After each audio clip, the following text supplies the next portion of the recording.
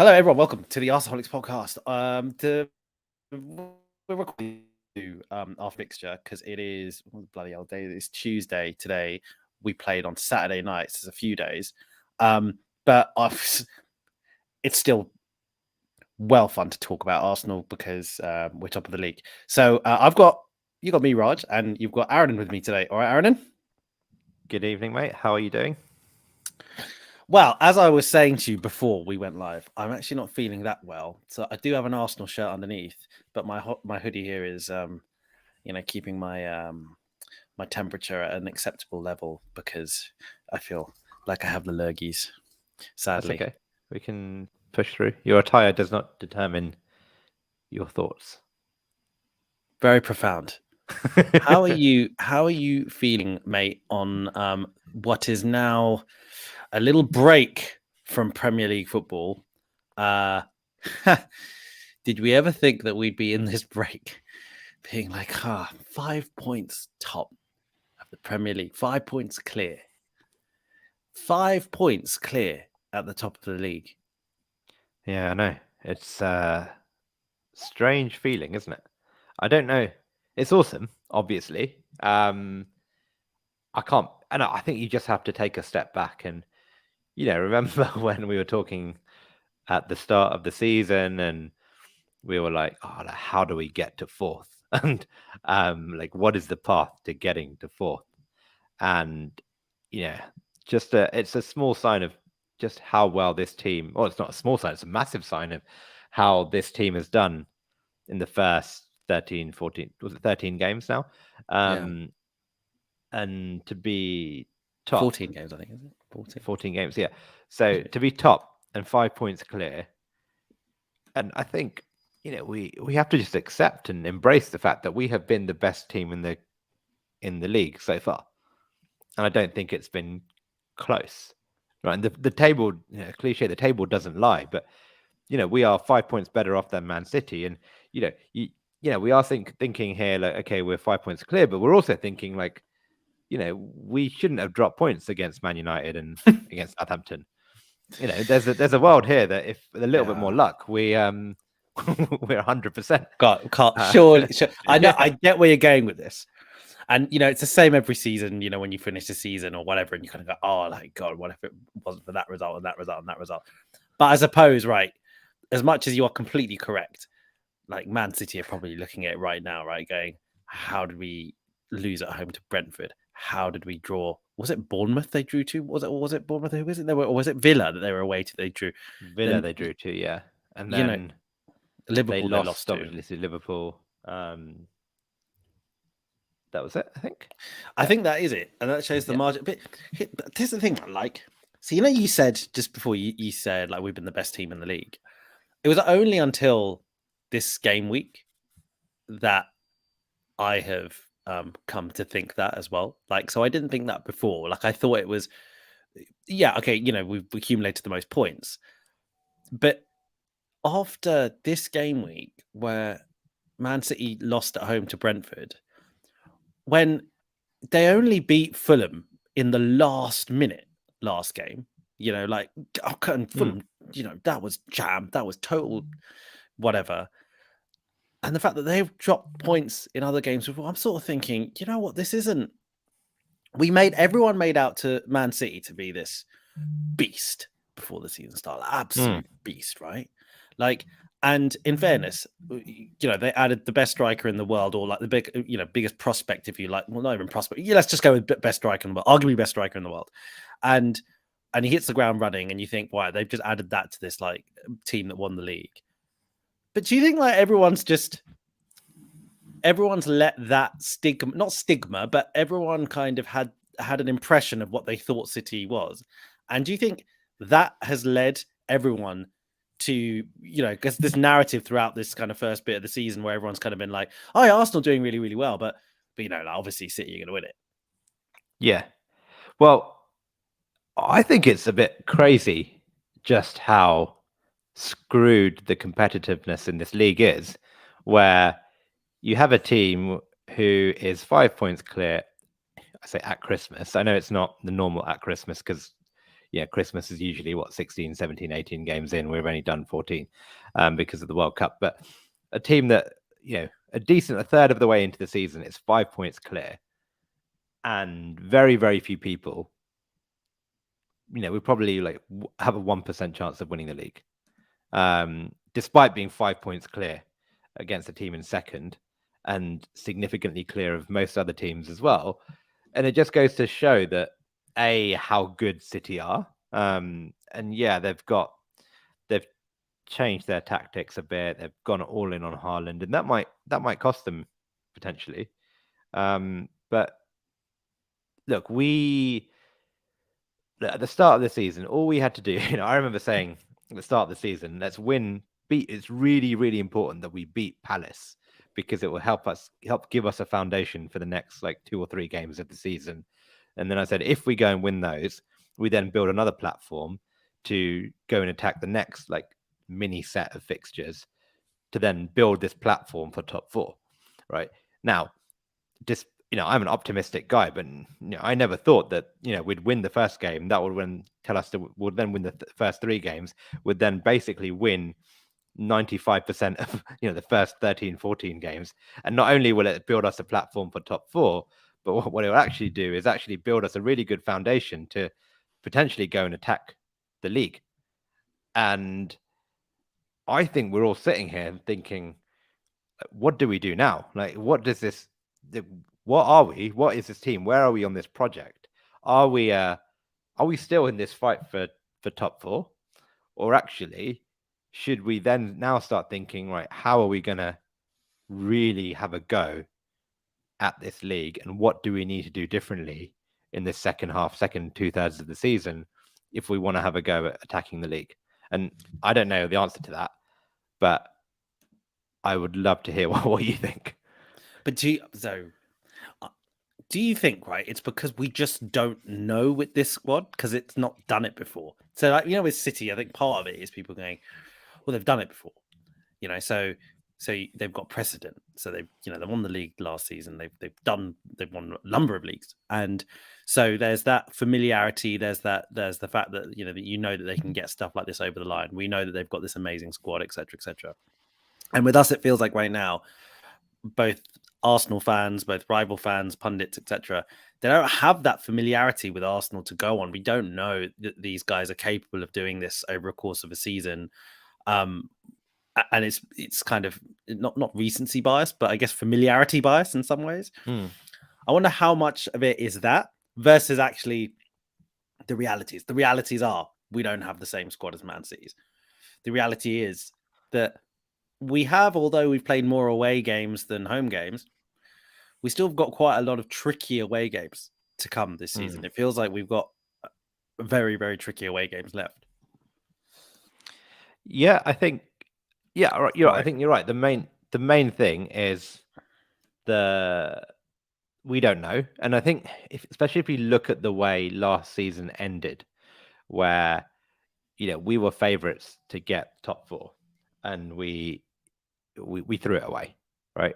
And we've explored the reasons of why that happened, and maybe there are some learnings we can take from that, and we might talk about this later on. But we were in a position to see this out, and actually that team was probably good enough to finish top 4. But you could argue we bottled it. We had injuries. A combination of things went wrong, and I think as Arsenal fans, and maybe even the players, I don't know, are thinking, well, what if the same thing happens again? What if we get those injuries, like you said earlier on? What if the mentality isn't there when it comes to the run-in, or even those big crunch games? But I look at this team, I look at some of the results, and especially the last 2 results, where we went away to Chelsea, we went away to Wolves, and when we went 1-0 up, we played like a big team. And when we went to Chelsea, I was there. We could have played that game for another 4 hours and Chelsea wouldn't have scored. And because we were just so dominant. And Wolves, we took a little while to get going. The team, some of the players weren't well. We had a few issues, but actually when we went 1-0 up, we looked in command, and then we went 2-0 up and we still looked good. And it shows that this team is learning. It shows that this team is actually learning to play like a big team. And the signings, Gabriel Jesus and Zinchenko have talked about this, where they say, like, we need to get away from being seen as a top 4 team. They want to, the project is we're pushing for the title, and it probably is a bit sooner than we thought. But this mentality hopefully seems to have shifted a bit. And look, we don't know, right? It gets to April, we're away at St James's Park again, or we're away at White Hart Lane. What happens? I don't know. But the signs are good. Definitely. It's also, we say signs are good, right? There's we've only not been the better team in maybe one game this season. That was Leeds. Yeah, we were probably the better team against Man United, even when we lost. So it's been one game all season, right? So there is something to be said for teams that, for big teams who, when they're not even playing well or whatever, they still get wins. We're playing just really good football. Like even against Wolves, touching on Wolves, right? I was really disappointed in our first half performance. But you always felt that we could go up a gear, and I felt that when we went in at half time, I thought Arteta would, give a few wise words to just let people know that, we needed to switch it on a bit. But I felt that we had that capacity to do that. And yeah, it's always tough when you're playing a side who's playing a very low block like Wolves did. Wolves were really, really just, low blocked us, tried to counter. Fair enough. Why wouldn't you? If you're Wolves, that's exactly what you're going to do. But like you say, it was game management was brilliant, wasn't it? Because we went 1-0 up and then just really behaved like a very organized, professional, good team.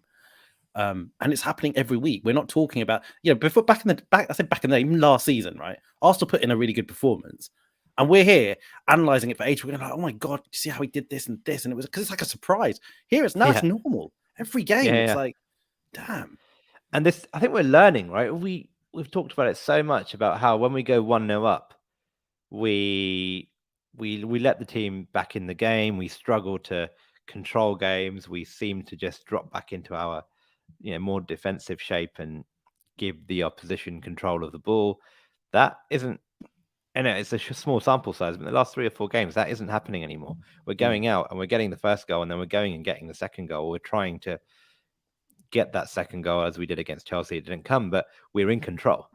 And it shows that this team, this manager, these players are still getting better, and they're still learning, and they're still figuring things out. And you have this big anomaly of the World Cup and what's going to happen there. Nobody knows how we're going to come out at the back of that. But the trend is encouraging as we're seeing these improvements. We're seeing us work on things. We're seeing the defense get better. You'd argue now that we have a clear first choice 11 now, I think. And that can be beneficial as well. And we look stable. And that's what seems different. We look stable and we look like we're improving. And that's what seems different this year. The stable, it's like a bit of a paradox at the moment, isn't it? It's like we're stable yet at the same time fragile, because it feels like, because of your point around us having this side, the same 11, not the same 11, but mainly, the vast majority of these players, you can write down what you think the team sheet is going to be every single week. Yeah. But I think because of that, it feels like there's fragility in that you take out a Partey, you take out a Jesus, the drop off that we've talked about, by just taking out one of these components. But what I think is quite encouraging, right, is the biggest concern for me with our squad size and all of that was, would we be able to get to January? Because January gives you the opportunity to recruit. And obviously, depending on how you're doing, January gives you different kinds of opportunities. And we're in a case now where, okay, we're not at January. We've got a couple of games before, the January window opens. But we'll be first or second, won't we? I think there's 2 games, is it? There's 2 games before the new year. So before the January window opens, the worst possible scenario is that we're second, right? Yeah. So it's a very compelling situation for us to go into January, and so there's a lot of people kind of saying the Arsenal squad, are they good enough? Is the squad good enough? well, we've got an opportunity now in January. We just needed to be good enough to get to January and then reassess. And it feels like we're going to be in that position where we can. Smith Rowe will come back. That'll help. But you feel like we've got to do. I'll be very surprised. If we aren't trying to move ahead of schedule with some things when it comes to January.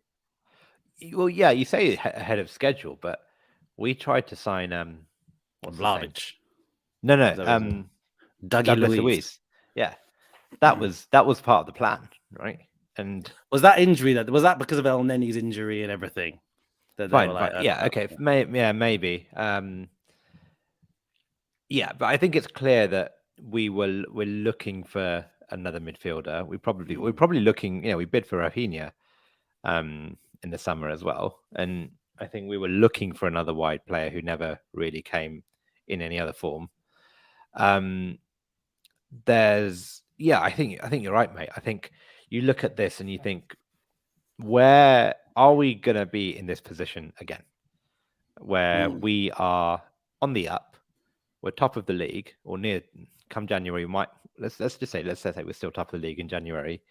We're in and amongst it, and actually, for whatever reason, everyone else is at least one step behind. We're not fighting with 4 or 5 other teams who have started well. It's just, at least for now, it looks like just us and City. Are we really going to have a chance to really go for a title again? Now, hopefully we are, and we're building this project to actually continue to do that. But, will Liverpool be as bad next season? Will Chelsea be as bad? Will Man United be as bad? Newcastle could have even more money around then.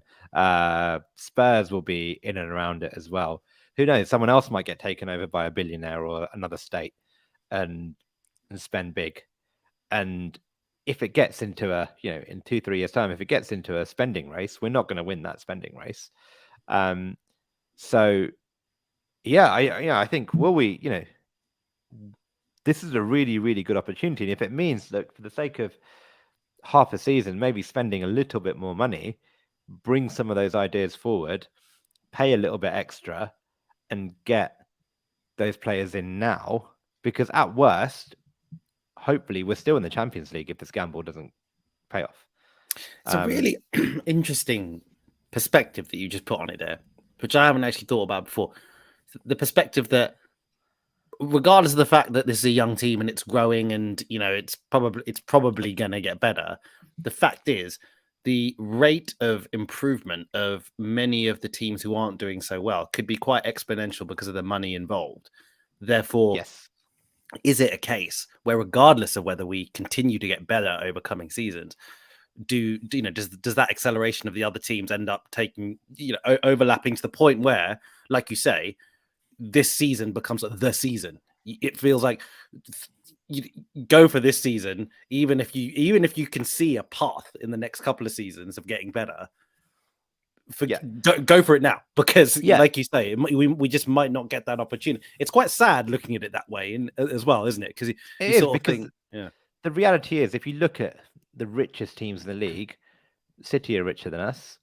Newcastle will be richer than us, and they probably are richer than us now. Chelsea, it's hard to say where they stack up post Abramovich, but they'll be in and around it. Liverpool could get taken over, and even now significantly wealthier than us. Again, a bit debatable with Liverpool, but and Man United. So that's 4 or 5 teams, right?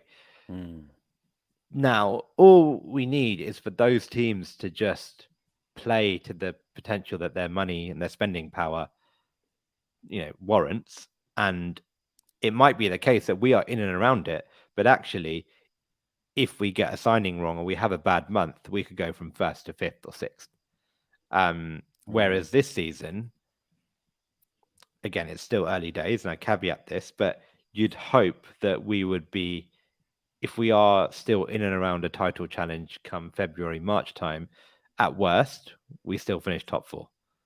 And you have a little bit of a safety net as well. I think as the seasons go on, more teams will be in and around this title race. It means more teams will be in and around the top 4 race. I think getting Champions League will get harder. and we can't take anything for granted. We don't know. Arteta could leave in a year. Saka could not sign a new contract. All these horrible things hopefully will never happen, but they could. And look, we could sign 2 or 3 players and still finish second or third. But I think back to like last January where I think we needed a striker and we didn't, because we gambled and said let's just pause for the long-term project and then that you could argue that probably cost us top 4. This summer we didn't sign cover in a few positions and we got away with that gamble, right? I wonder, like, come the summer, and let's say we don't sign a wide player or we don't sign a midfielder, and Saka or Partey get injured and it costs us 7-8 points, and we finish 4 points off top or something like that, and we finish second. How annoyed will we be to say, look, why didn't we just go and spend 20 million and just go for it? It's not going to be a 20 million. It's not going to be a 20 million pound player. Well, 20 million extra. 20 million extra. Yeah. Right. It could be a 40 million, 50 million. I don't know who it is. Right. I'm not a scout, but could we not? I really hope that we've got these names lined up, and we're just saying that we thought we were going to get them in summer. It's going to cost us another 10 million, 20 million more to get them now. Let's just do it and go for it. I think the other thing that's interesting is whether it's a different profile of player, because Douglas Luiz is a good example, yeah. So clearly they thought, all right, fine, El Neni's injured or whatever, we need to get a central midfielder in. He'll do. But I wonder whether that would, now that and I know Douglas Luiz has signed a new contract, but now that we are where we are, would they even consider getting Douglas Luiz, or would it be like, no? Actually, I think it's a different. Yeah, Douglas Luiz probably was a bit reactionary, because of the El Neni injury. Maybe it was a panic buy. I don't know. And maybe with hindsight, could have been a terrible decision. I don't know. But it was clear that we had a value, so we said yes, we'll pay this much, and if not, then that's it. Yeah. So it can't have been too panicky. Yeah, fair enough. But look, we took a gamble and said, look, we're just going to do without El Neni, and we're going to hope the midfield can carry us through to now. You could argue we don't need one now because El Neni's still here. But actually, like, if El Neni, he signed a contract last summer? Am I making that up? He signed a 1-year contract? He did. If El Neni is going to leave and we're going to buy someone else in the summer, could we get that second choice midfielder now? I don't know who that is. I know we've been linked with that Brazilian. Is it Danilo? Danilo, sorry. Yeah, of course. Maybe he is a target. There's that Ukrainian winger, Mudryk. Yep. Yeah. There are probably a million other players we have scouted who I've never heard of, who are probably very good. Could we not get one of those in? And could we get a wide player in, and then you add Smith Rowe back into this? Then that the squad is then looking all right, because there's still Europa League as well that we should go for, and we can't rotate as much, and there's all that to figure out. So it's going to be a really interesting January, I think, for us. Do you think we've got the problem as well that because we are doing so well, and obviously we've got players who are kind of playing out their skins, Partey, Martinelli, etc. Like whoever we get, it's going to be a drop off. So we talk about cover for Partey, we talk about how that's so important, but who the hell do you get? It feels like it's one of these things that, whatever the case, yes, we do need cover, yes, we do need a bigger squad, but I think that it doesn't feel like there's anyone realistic that we can sign that's going to be able to do that. Maybe with the wing in the wide positions that are a little bit different, maybe there are a few wide players, but I do worry a little bit that we will put Arsenal, as in fans, will put them under a fair amount of pressure, I think, to do business in January. And I'm worried that ultimately, regardless of the business that we do in January, the most important thing will still be keeping those key players fit, right? Not necessarily. Yeah, that's fine. Especially, but that's the nature of top title winning teams, is they get luck with injuries, right? I remember that Liverpool team that won the league. They had Salah, Mane, Firmino fit every game. I don't know how many games they played, but I felt like Salah was fit the whole season. Van Dijk was fit the whole season. Roberts and Trent were fit and played every game. And you say to them, look, if they lose Salah for 5 games, or they lose, I think they did lose Salah for a few games actually, but if they lose Mane or Van Dijk, actually we saw what happened to Liverpool when they lost Van Dijk the following season. They tanked. You're gonna need luck with injuries, and unfortunately, I said this a few times before, but Man City have completely distorted the reality of what a feasible, realistic squad is, because they, with Man City, they've got £100 million Grealish on the bench. They've got Calvin Phillips who sits on the bench for them. They've got Mahrez who can come off the bench, who's won the league. That's not realistic for any other team except Man City. But I think even some of our fan base think, well, we need 40, 50 million pound players on the bench. But we can't do that. No one can do that except Man City.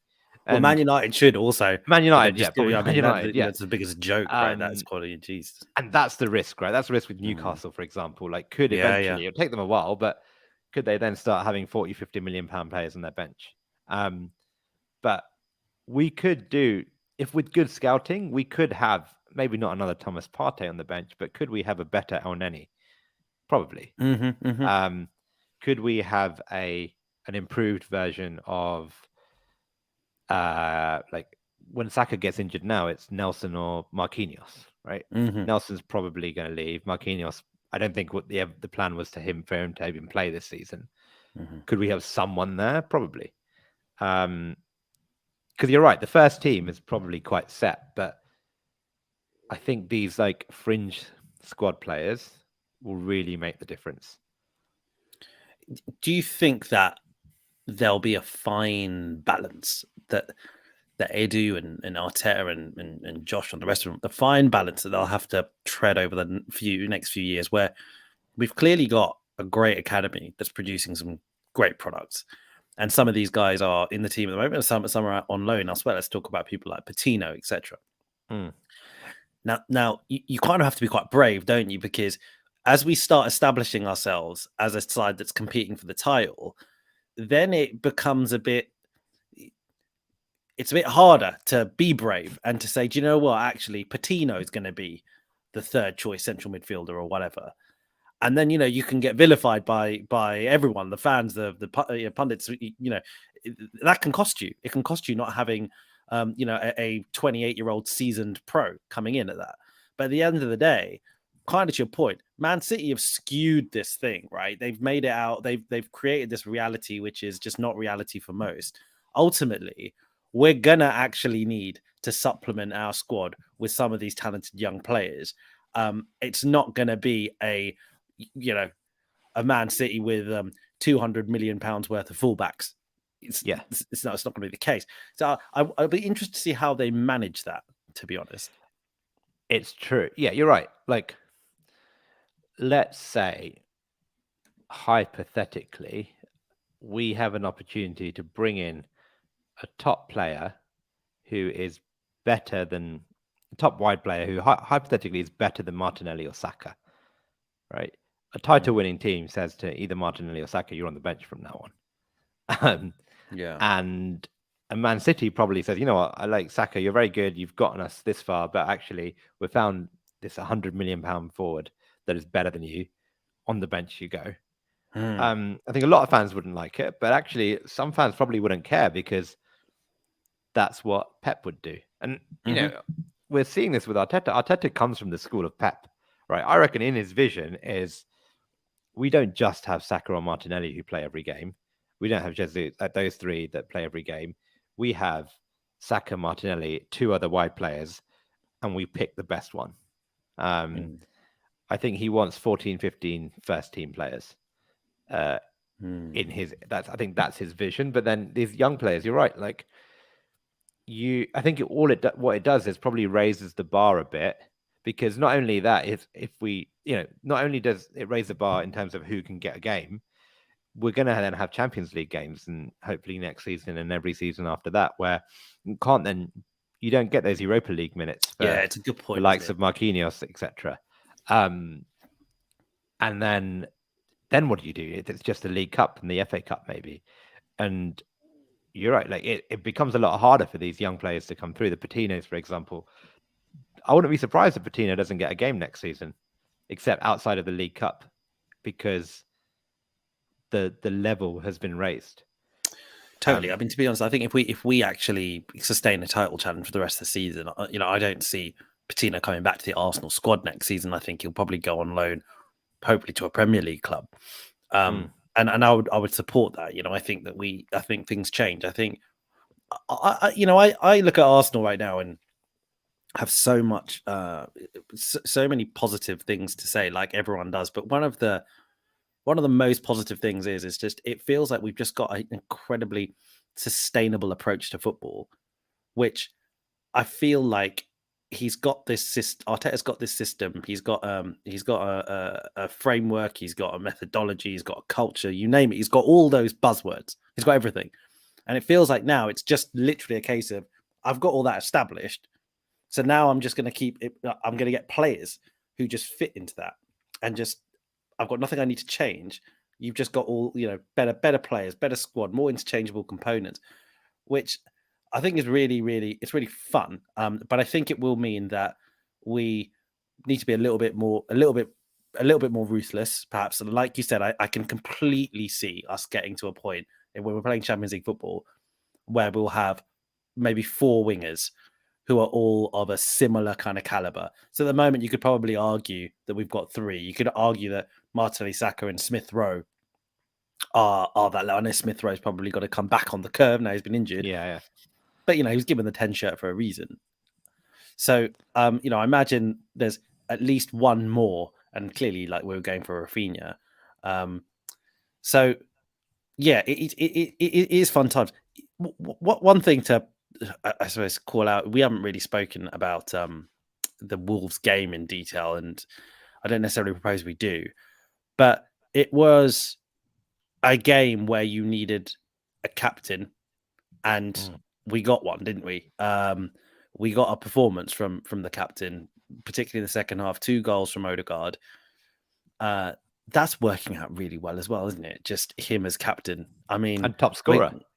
Is he top scorer? He is top scorer this season, believe it or not. Yeah. I think he's got 6.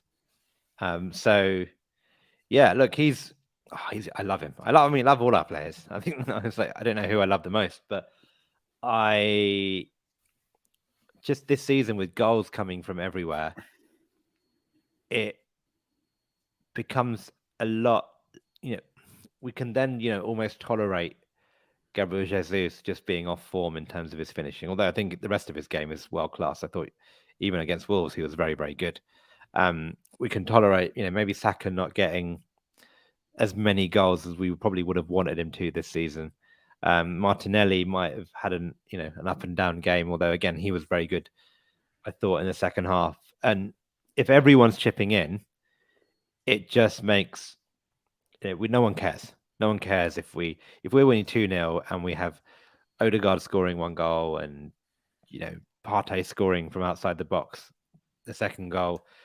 It doesn't really matter if Jesus hasn't scored for 2 or 3 games, as long as, and we can tolerate it because we know he's doing the good stuff and we know that the work is being done and it's just not going his way these last couple of games. It's okay because the buffer is there and everyone else is covering the gap.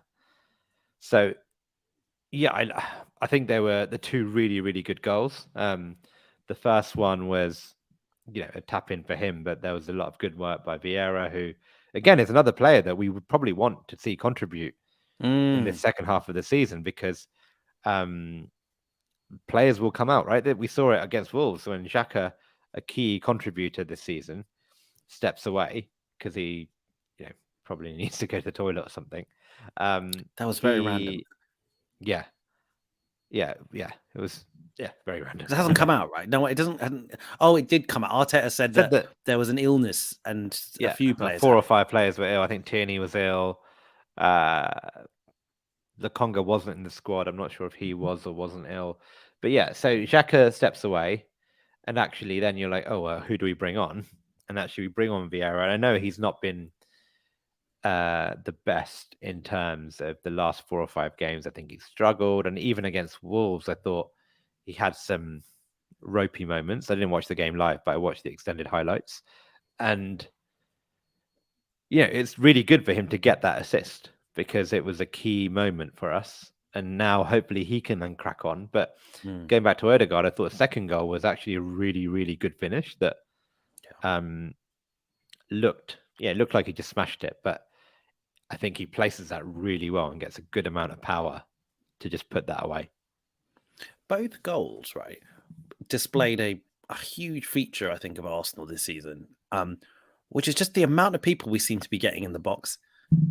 And pundits sometimes do mention this, and sometimes I've kind of now questioned it, but I think they're right in that Arteta frequently gets called a defensive-minded coach, and I think that's true, right?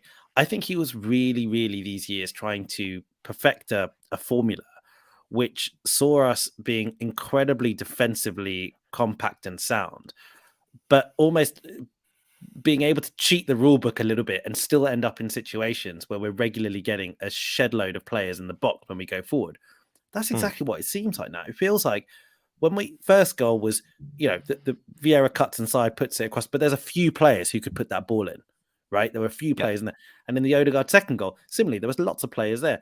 And we do that so often, but I just love it how we never look exposed. Yeah, it was really interesting you say that because there was a tweet, I don't know if you saw it, but it was from a Wolves fan who said that he was watching the warm-up and the way we warmed up in this game, and apparently we've been doing it for a while, is we've been rehearsing this. Get the midfielder or get someone in behind the defense out wide and then basically cut it across the box, and you have 3 or 4 runners coming in from the other side and from the middle of the pitch at varying times and varying positions to deal with that. So, I think it's, we have this model now, and I think I've been listening to, I think it's Tim Stillman on the Arsenal Vision podcast. He talks about it quite good, which he says, like, this squad, we have the backs, like the defensive players, and then we have the attacking players. In that, you have your 4 or 5 players that always sit, and their responsibility is to keep the shape. And then you have the attacking players whose responsibility is to, like, basically make these attacks happen. And it's very clear that there's a separation between the two. And actually, it goes back to what you said. We are a defensive team because we have those defensive players who keep the shape. And then you have these 4 or 5 attacking players, Jesus, Odegaard, in this case, Vieira, Saka, Martinelli, the 5 of them whose responsibility it is to make this attack work. And they interchange, they move around, and they get in each other's faces, and they sometimes probably confuse the hell out of defenders because they have this, like, really intricate way of moving the ball and getting the ball to each other in, a variety of positions. I think it was was it the first goal? The first goal where it was Martinelli who makes a ridiculous run across. Like up, back, forward, and across. Yeah. I don't think many players in the Premier League can either A, have the skill to do that, but B, have the authority and the flexibility to make a run like that, because he probably goes into the spaces of about 4 or 5 different players at one point. Yeah, it's true. And that's again, testament to the fact that it feels like there is this almost like telepathic wavelength between all the players at the moment. But I feel like it probably more so, they're so drilled. It feels like they know if there is a player in this position, if the ball is there, this is where I need to be. It's incredibly intricate. It must be so difficult to coach. I do get a sense that this, especially the first 11, has really benefited from just playing with each other week in, week out. The defenders, they know each other now. They're starting to see, Saliba and Gabriel form a really good partnership. Ben White now seems to, work with Saka a lot better.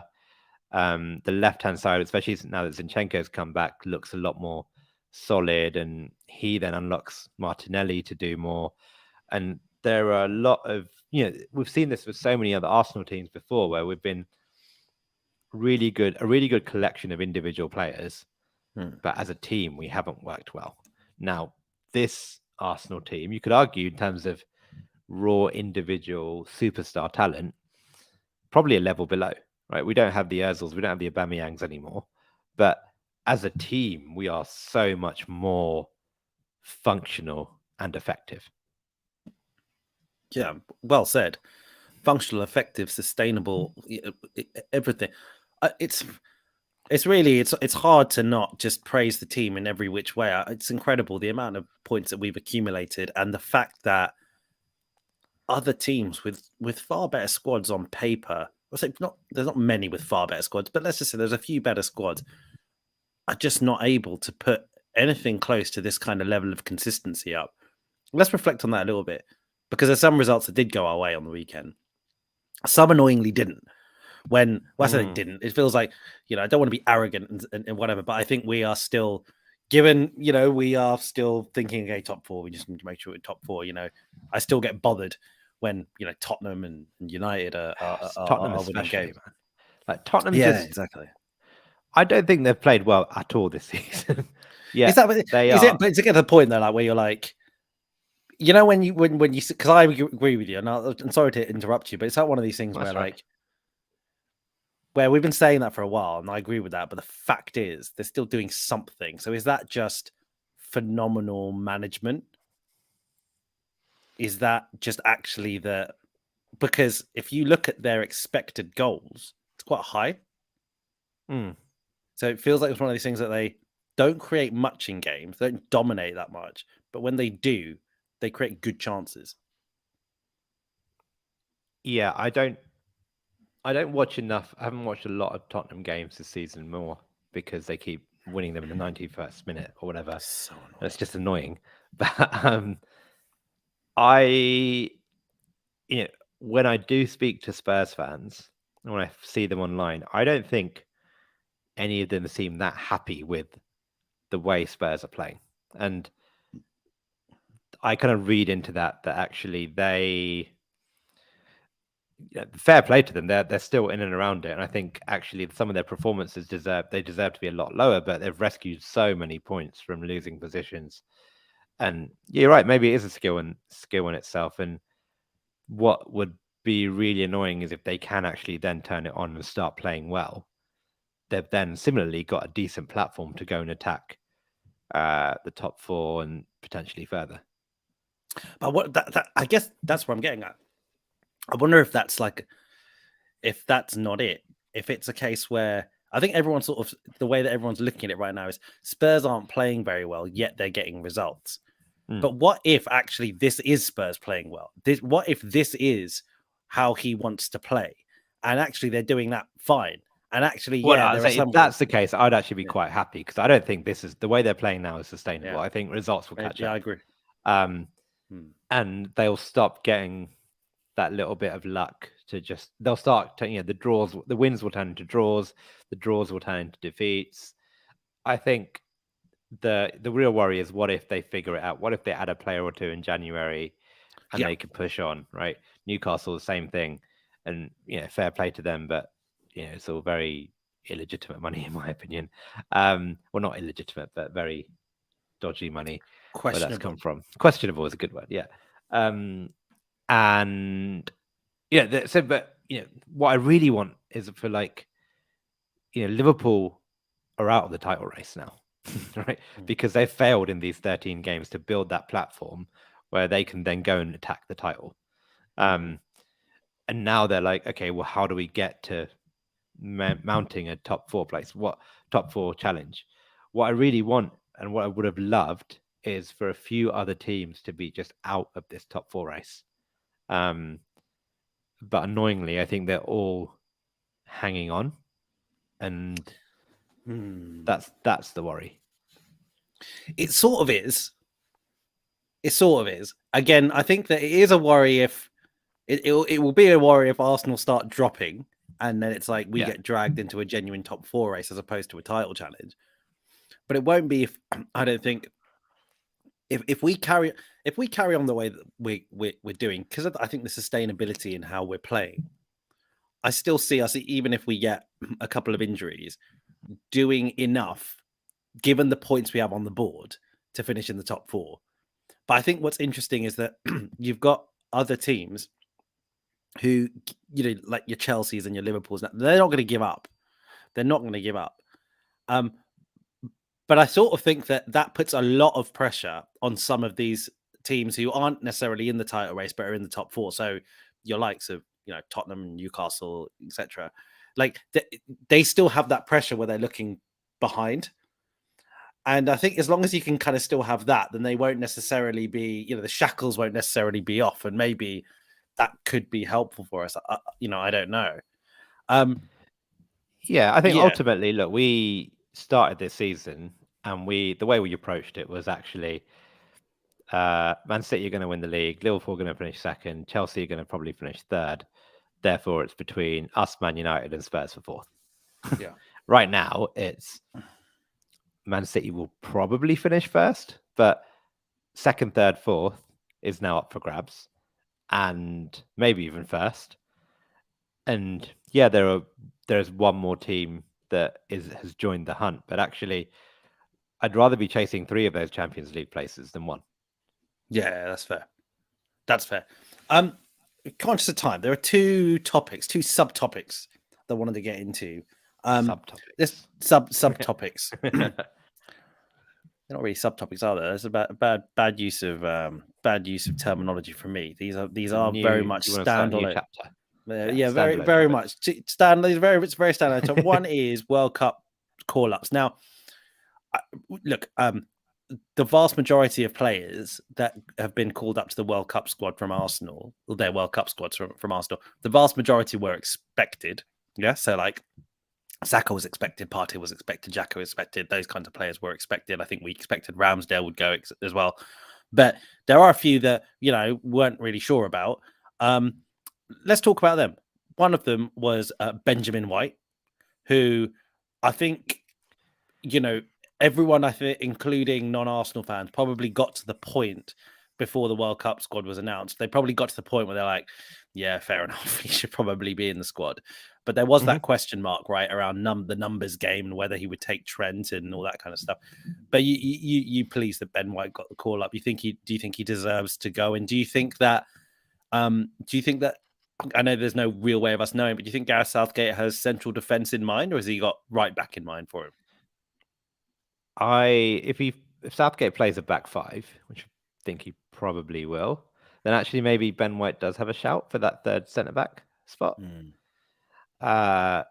If he plays a back 4, he's probably behind Trippier as right back, and I don't think Southgate wants to use Ben White in the same way that Arteta uses him. Yeah, where effectively he becomes a kind of defensive wide midfield, or whatever you want to call it, sometimes going up and down the touchline, but sometimes just controlling, being used in midfield to control the game.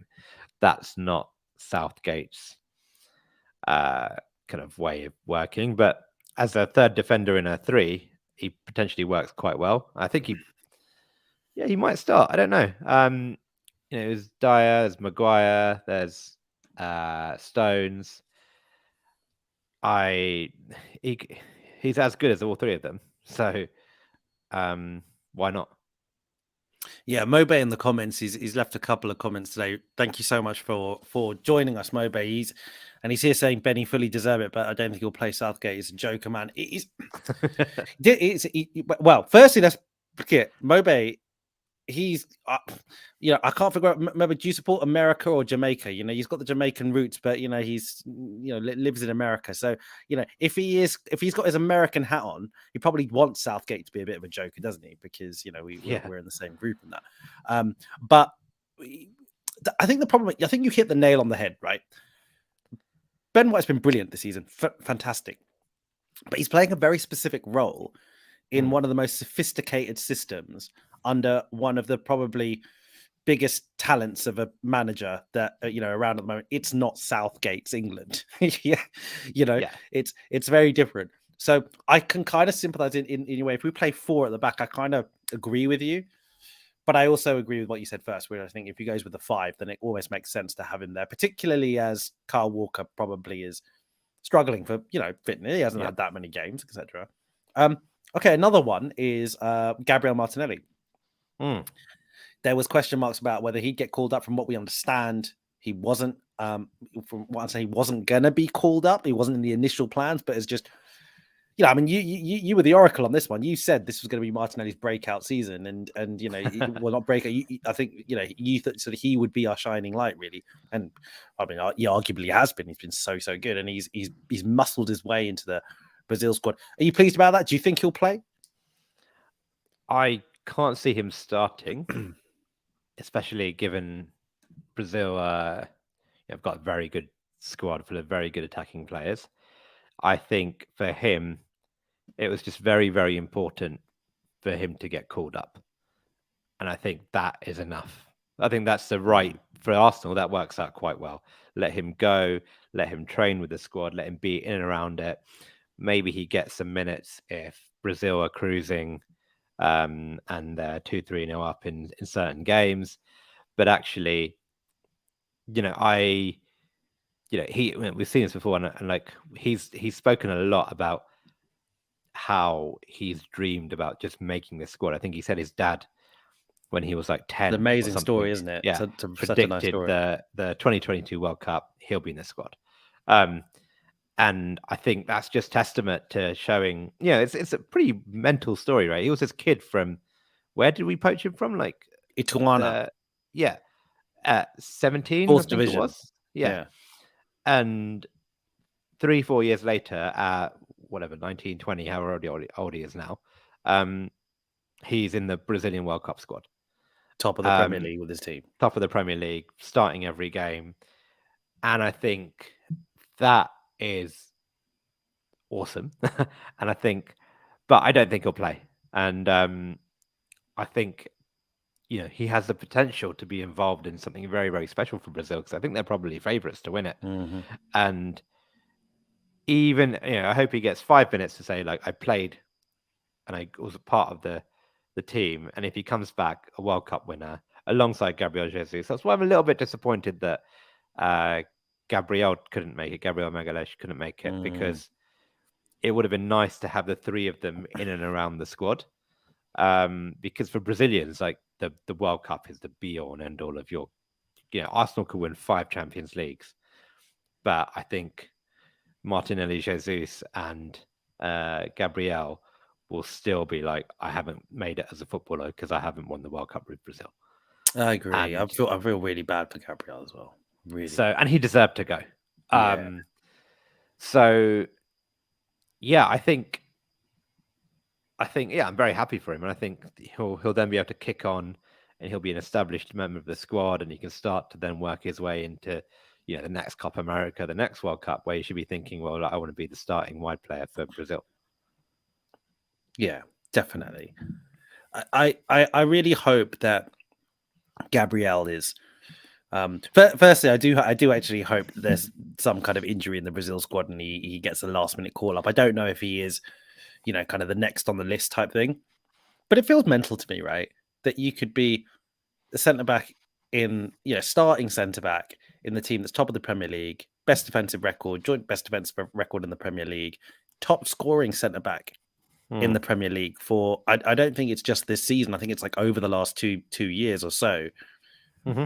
It makes me sad when stuff like that happens, because I sort of feel like if you're a player, you probably feel like a manager just has their favourites then, and you're just not one of them. And that must be difficult when, like you say, when you're Brazilian and this is your dream, playing in the World Cup is your dream. So I do feel for him. If it'd be nice if he could be there with his mates. Yeah, as I said, maybe there'll be an injury. Yeah. I don't think there are any other players, right, that there were question marks over whether they'd be in or out that's worth us discussing. But let's talk about let's finish up this episode with what is probably the biggest, I'm not even going to say biggest football story. I'm not even going to say biggest sports story. It's arguably the biggest story, that's doing the news cycles right now, which is Cristiano Ronaldo's interview with Piers Morgan, where it's just truth bomb after truth bomb after truth bomb. The guy has just, wow, like he's let loose, man. Like, geez. I mean, let's, but before I get your thoughts on it, what I find intriguing about this is it feels so planned. So a couple of months ago, he had that cryptic Instagram post, didn't he, where he basically said words to the effect of the truth will come out in a few weeks. I think it's a few weeks or something like this. There was that kind of statement. There was all this kind of not walking off the pitch and leaving. There was lots of very, very interesting calculated things. And then recently, he was captain of Man United a week ago. So I think he wore the captain's armband against Aston Villa. And the other day against who did they play last? Fulham, right? He was allegedly ill, right, or whatever. And then this bombshell interview comes just before the World Cup. So it's very calculated. So it's not during the kind of Premier League kind of period. It's the whatever. And it's just an explosion. Mate, what are your thoughts first up? Because there's lots of things that have been leaked. I think the interview, is it fully live today? I think Wednesday and Thursday, they said. Wednesday and Thursday, okay. I probably won't watch it because I can't stand Piers Morgan. I think it's on some nonsense channel as well. Talk TV? Talk TV, whatever that is. And yeah, so man, where do you start? I think as Arsenal fans are probably very well placed to judge because we have experience of this. I think this is Ozil all over again, but 10 times bigger. 10 times bigger. Because Ozil had a very good PR operation. He had a very good, he's got a history of being really good on the pitch. I think he has like a fan base that weren't Arsenal fans, that were Ozil fans. And this is that times 10 because, Ronaldo has been one of the top 2 players in the world for the last 10 years. And actually, if any player can justify having a following who follow him and not the club, it's him and Messi, right? And you have to ask, why on earth did Man United sign him, and what was the thinking there? Because they would have seen this coming a mile. Anyone could have told you that this was going to happen. He was only ever going to be able to sustain his level for a certain amount of time, and at that point, any club in transition would have to move him on. And that was never going to be easy. And Ronaldo, there was probably a path where Ronaldo could have tried to make it. He could have accepted to say, look, I'm past it. I'm going to just go and play my trade in a league where I can get 15, 20 goals a season. But Ronaldo was like, no, I think I'm still good. And I still think I want a Champions League team. And he's now making it very messy. And this is it. I think it's going to be, for us as Arsenal fans, it's hilarious to watch, and I hope it carries on because I think it will continue to destabilize Man United. And you say it was well timed during the World Cup and all that. I'm kind of annoyed it's during the World Cup because if this was 3 weeks ago, I think the circus around Man United would have carried on. There would be cameras outside every Premier League game, outside his house, outside the training ground. Man United are quite lucky that they can use this World Cup to reset from all that. And actually, they have the ability now to just move on past him after the World Cup. They are lucky in that way. I agree. But just going back to something you said, right? So why did they sign him? If it's true, then allegedly they were worried. They didn't want City to sign him, and they kind of thought that they need to get in there and say, if there's any truth in that, it's so embarrassing, short-sighted, you name it. Yeah. Because if City genuinely were interested in him, and if they got him on a couple of year contract on 500 grand a week or whatever, I don't think they would have got Haaland as well.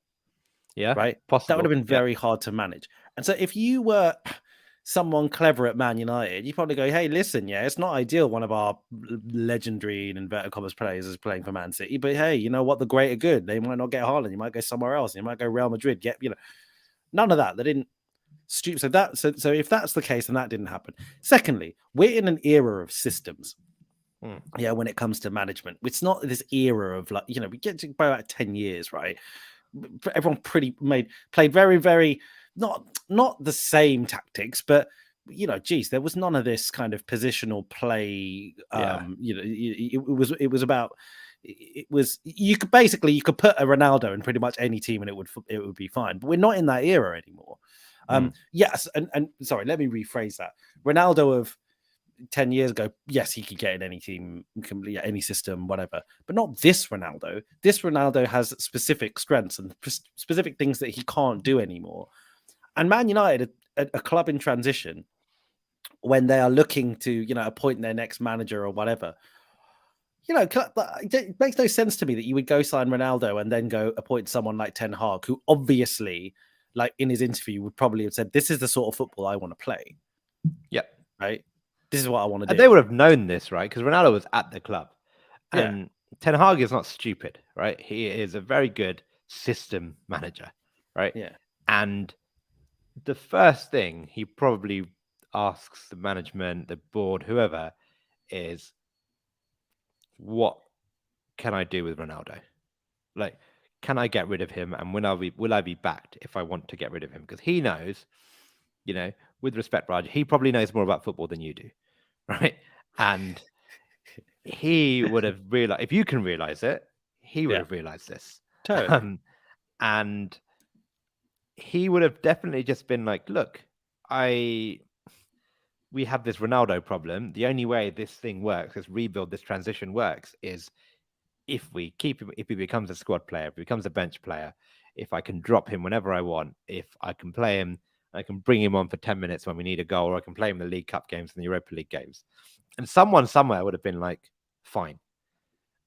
That message obviously wasn't communicated to Ronaldo, or it was, and then he tried to leave in the summer. That didn't work out because no one wanted to buy him, or he wouldn't drop his wages, and whatever happened. So they're stuck with him, and now he's just, I think it's just really bad timing. He's very well PR managed, but did he really think this was a good idea? Like, this is hubris, man. I'm telling you. Yeah. This is classic. This is classic. Right. You're on you have court cases, right, where you've got the defendant.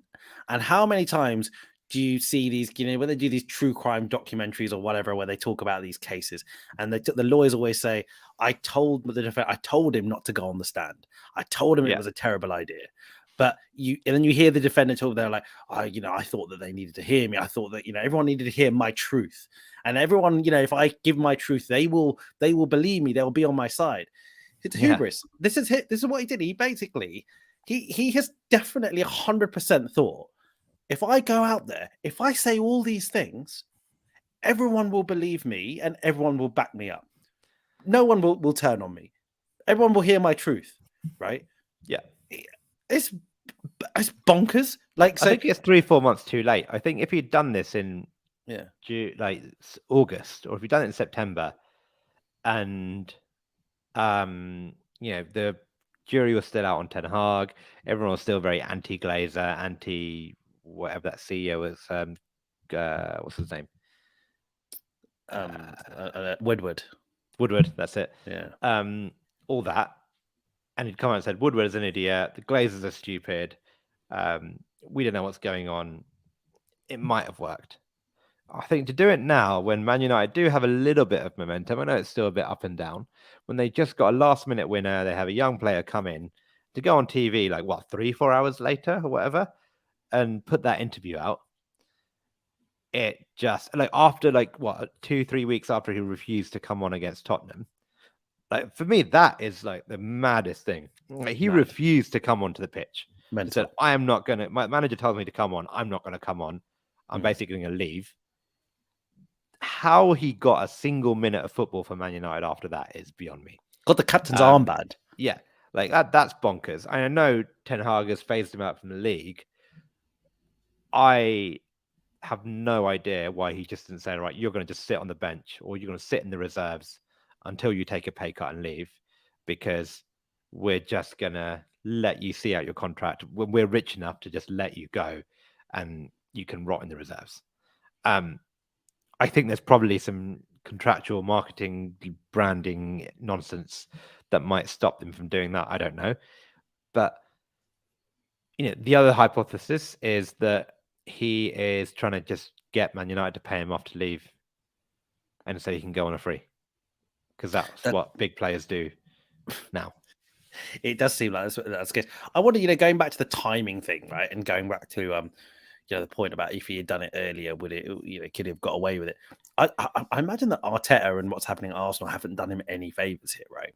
Because Arteta's got this arc going on, right, where he stood up to these big players and trust the process, and even Ozil's famous tweet of trust the process, and all that kind of stuff, and Aubameyang and that whole situation. And now you've got this Arsenal side that look ridiculously united, playing incredibly cohesive football, and at top of the league. And now, so the image, you look at Arsenal, you go, the manager. I mean, they backed the manager. The manager knew what he was doing, and the fans supported the manager. Whatever. So it's really terrible, right? Because Ten Hag is obviously doing some things at United which are actually, like, they look pretty decent. Like, United look okay. They look certainly, they certainly playing better football in some ways, or going in a direction that you think that there are some similarities. We talked about how, when Arteta started and some similarities to what Ten Hag's doing. But, you imagine a lot of Man United fans are looking at it and going, yeah, like, actually, Arsenal have probably hit the nail on the head here. Like, we probably got to do a similar thing. It's not a great time for your old player who doesn't fit the system to kind of start on the manager so publicly. I think he's done Ten Hag a massive favor, if anything. I think he can now go and be like, this guy's a bellend. Look, like, he's just exposed himself onto, like, I don't need to, this isn't dressing room, like, privacy. I don't need to respect the dressing room. He's gone on national TV and acted like an idiot. And now everyone will just be like, well, no, you have to deal with this. It's not like he's just doing it in training. Because with Ozil, the biggest mystery was we tried to protect the player. We didn't really say anything. He was just dropped, and everyone was like, "Where's Ozil? Is he injured? Is he fit?" And I think it became clear he has massive attitude problems and has done for a while, and maybe even back from Wenger was protecting him. But now Ten Hag's got it easy. He doesn't have to play Ronaldo in a single minute ever again if he wants to, and no one will question him on it ever. It's true. He's done him a big favor in that respect. Yeah, I love. We should wrap up in a second, but some of the quotes that have come out of the Ronaldo interview, some of them are really funny. Like, it seems like he's had jabs at Rooney, jabs at Gary Neville. I'm really looking forward to seeing what Gary Neville says about it the next time he's on Sky. It's amazing. Like, I think, like, it's just this. He's just pulled no punches, hasn't he? He's just gone for anything and everything. Yeah, I wonder if there's more that they're holding back.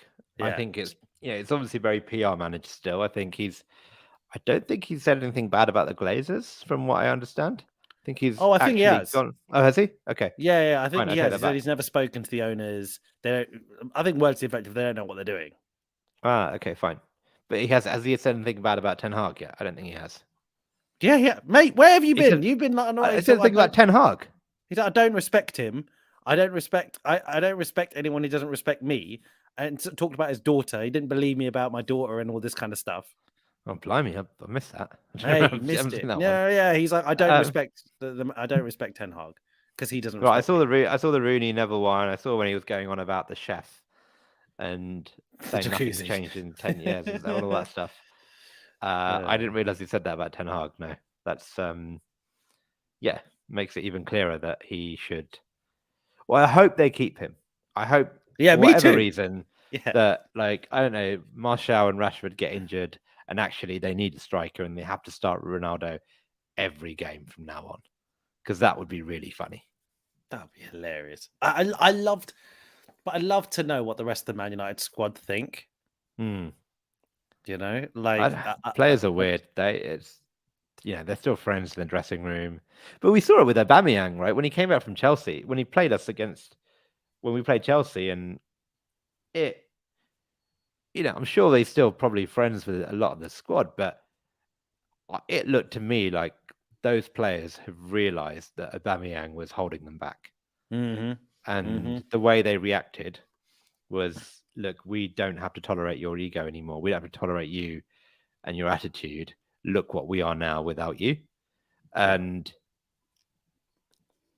maybe the players are just thinking the same thing, that actually this guy is just, look, he was a very good player, but we tolerated your attitude when you were smashing in 50 goals a season. But when you're a 37-year-old who can't hack it and can't deliver consistently, you can't behave the way you are. Yeah, just shut your mouth, basically. Yeah, be a bit more humble. Yeah. Be gracious. Awesome, mate. Listen, I think we'll call it there. We may see you on an episode soon. We may not.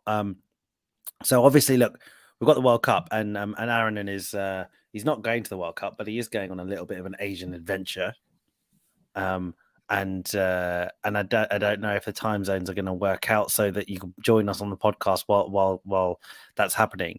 But at the same time, we may still record next week, maybe before you go, right? So hopefully, yeah, fingers crossed. Yeah, to do a little bit more of a dive on maybe the things that we need to think about, Arsenal need to think about going into post World Cup and January transfer window. Obviously, we can review Qatar versus Ecuador. We can do that as well. Of course, that will be the main. That will be the main talking point. But look, Aaron, thank you. That was a really good chat. I really enjoyed it, despite me being ill. You got me through my illness. So thank you. Everyone, look, thank you for joining us, those who've watched live and those who have listened. What's the opposite of post live? What is it? Like listen live and listened recorded. Listen to the recorded eps. Thank you. Thank you for everyone for your support. Mobe, thank you very much for your intense participation during the episode. And everyone, if you could like, share, subscribe, very much appreciated. Tell your friends, tell everyone. Tell everyone, tell your parents, tell your children. Yes. Thank you. Everyone, enjoy being top of the league. We are going to be 5 points clear at the top of the league until the very least Boxing Day. Yes. Probably later on. Yeah. Does City play on Boxing Day? Yeah, but we've got five. That's the beauty of being 5 points clear. Is that we can lose one and still be top. There you go. Absolutely. Yeah. All right. Good night. Cheers, Aaron. See you later. Bye-bye. Mate, bye.